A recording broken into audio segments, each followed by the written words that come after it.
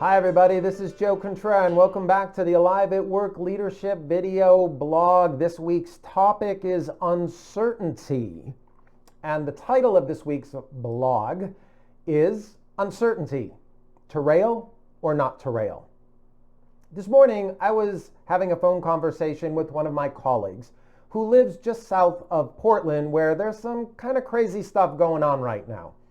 And we were talking about what was going on in the city of Portland, and two words seemed to keep popping up in our conversation. The first word was rail, as in to rail against, or railing against something or someone else. And the second word was uncertainty. And I thought it might be interesting to talk about how do these two words, or how might these two words connect?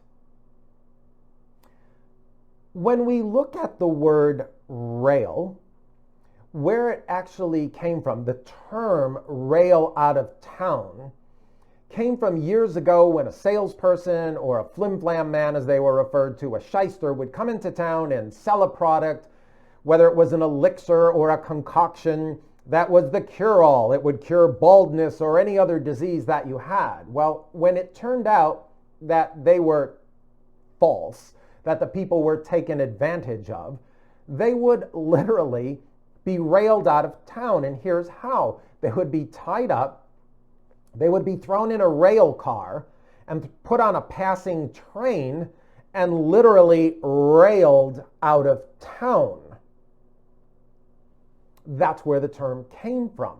So when we look at the term today, when we are railing against something we disagree with, maybe it's a group of folks, maybe it's a political party, maybe it's an idea, a concept, maybe it's even something like wearing masks. When we disagree with that, we rail against it. We apply force, we push back on it, and we try and drive it as far away from us as possible.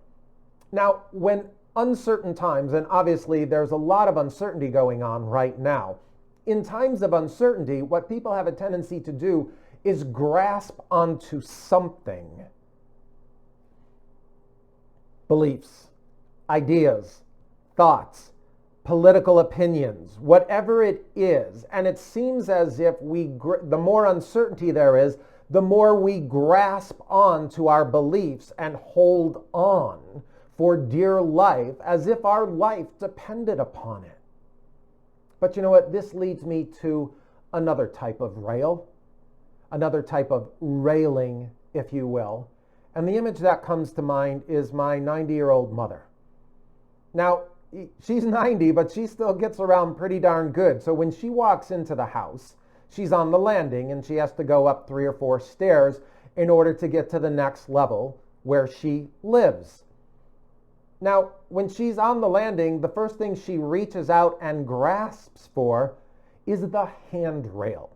She uses it as a guide, as a form of support to help her get to the next level. She doesn't stand at the bottom of the stairs and hold on to it so tightly, because if she did that, she would never move forward. She would never get up to the next level.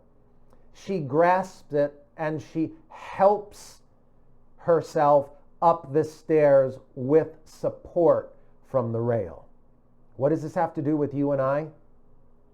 Well, in these times of uncertainty, I think we have a choice to make. We can either choose to rail against each other and rail against other people's beliefs and ideas out of fear of uncertainty about what's going to happen, or we could be the rail. We could be the railing. We could offer guidance and support to help folks move forward, whether it's in their thinking or whether it's in their level of life or how they live. The second requires something called empathy. And sometimes people confuse empathy with sympathy.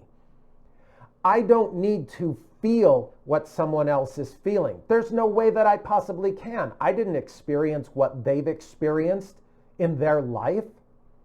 But I can have empathy. I could trust that they're doing the best that they can, even though I would never do what they're doing. I can't have empathy. I can understand that for some reason that is where they are. And for some reason they probably need more guidance and support than they need for someone like me or you to rail against them. All right. Again, lots of stuff to think about. Which are you going to be? Are you going to be the person who rails against, or are you going to be the person who acts like a rail and offers support and guidance, especially in these times of uncertainty? Lots of stuff to think about. Until next time, be safe and be well.